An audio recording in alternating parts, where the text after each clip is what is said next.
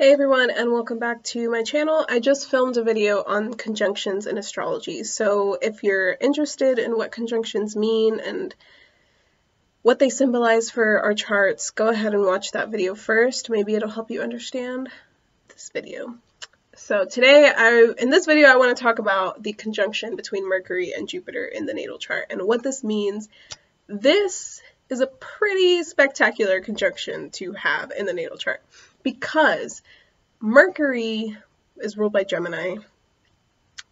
Mercury rules Gemini, and Jupiter is the opposite. Jupiter rules Sagittarius. Mercury also rules Virgo, which would be square to Sagittarius.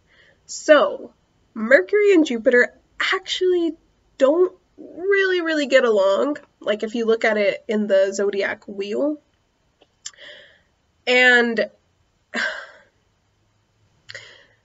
Mercury was the god Hermes, I think that's how you say it, and he was like the messenger god, and Zeus is like the all-powerful god, the god of the heavens. So it's almost like Mercury probably always feels like just a little messenger to Jupiter, and Jupiter is just sitting on a throne like, wrong to everything that Mercury gives and puts out, and that's why they probably irritate each other so much. But when they're in a conjunction, they actually blend together, and they're actually kind of working together. This creates a mind that is open to a lot of things. Now you have to look at the sign that it falls into, because if it's in a very fixed or earth sign, could be a little bit closed off. But the thing is that the mind is wrapped around what Jupiter represents for you in your chart. So wherever Jupiter is, it is expanding that area of your life and your chart through what the sign represents. And if your mind is there, your mind is going to always mentally be thinking, processing information, taking in information through the lens of Jupiter, through the lens of what Jupiter represents for your chart. So, I mean, in my opinion, the way that this fits in my brain, I actually feel like this would make someone very mentally open to broader systems. But again, those systems are defined by what the sign, by the sign that it's in, by the sign that Jupiter and Mercury fall into.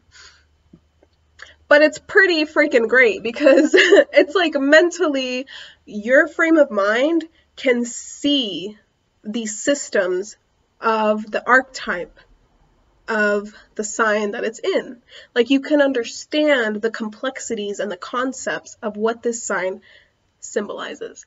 So, I mean, it doesn't have to be like, even if it's in a fixed sign or an earth sign, you could still utilize this to your advantage, like immensely so. Like you could really tap into those mental powers that you have because you see the bigger picture of the sign and what it represents, which is pretty freaking cool.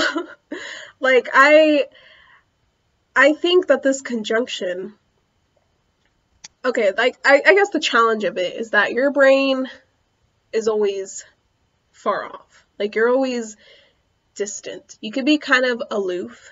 And the mind never really seems to shut off in the sense that it never seems to stop taking in information. Like it never rests because it always thinks there's something more to learn and to know and to see and to discover and explore.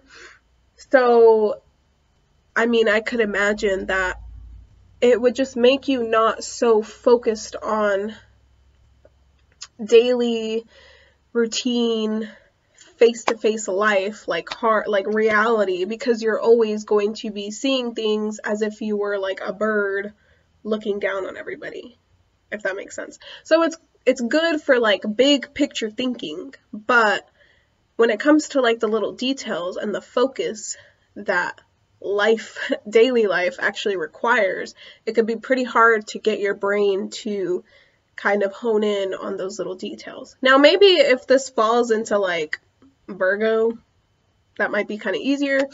But even still, like a Virgo would probably still be seeing the bigger picture of all the little details that it sees. So it's an interesting combination of these two archetypes together. It's interesting to think about how they would blend together. Now, I also think that another challenge could be if because the mind will very much identify with Jupiter, and Jupiter represents our cultural background, our cultural teachings, our beliefs, our philosophical views, our ideology type of stuff. So the mind is very connected to that. So your opinions are your opinions, and that's it. Like, there's no way around, because since conjunctions, all the planets see, the scope is very limited. They only see each other. So the mind only thinks about what it believes in.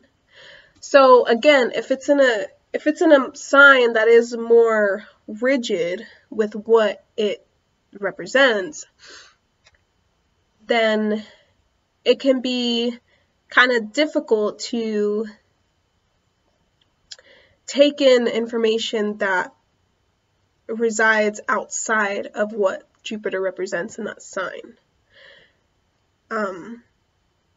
Especially if you have other challenging aspects to this, like if you have Pluto or Saturn squaring or also conjunct or opposing this, like if you have other influences of this, or even trine to Saturn, because Saturn, it would make it so that it's very rigid, that could be even more challenging. Like your mind is very fixated on what it believes. But